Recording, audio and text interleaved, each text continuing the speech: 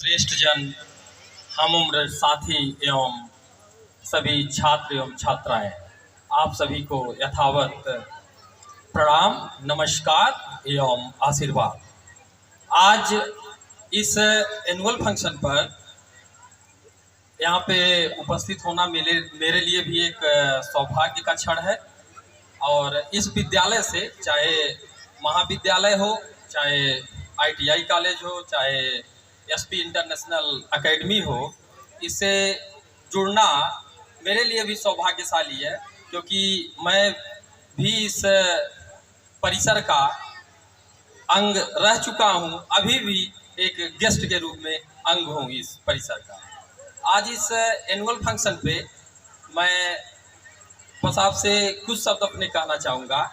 मेरी एक रचना है जो कर्म पे आधारित है। उस रचना की कुछ पंक्तियाँ हैं।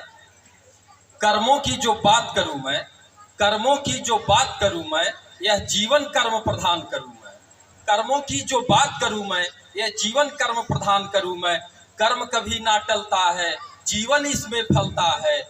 विधना की इस कर्म गति को कितना कौन समझता है, विधना की इस कर्म गति को कितना कौन समझता है।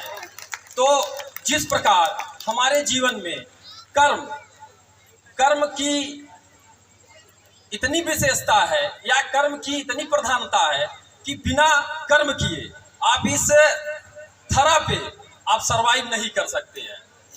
और अगर आप इस धरा पे आए हैं तो आपको कर्म करना पड़ेगा। बिना कर्म के आपका जीवन सुचारू रूप से चल ही नहीं सकता। उसी तरीके से अगर हम बात करें शिक्षा की, तो हमारे जीवन में शिक्षा भी एक बहुत ही महत्वपूर्ण भूमिका निभाती है हमारे जीवन में शिक्षा। और शिक्षा का स्थान हमारे जीवन में सर्वोपरि है।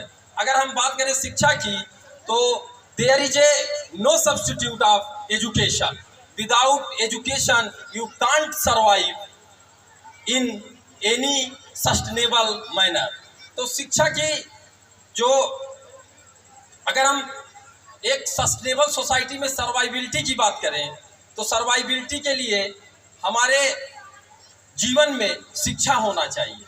और शिक्षा के लिए हमें विद्यालय आना पड़ता है। विद्यालय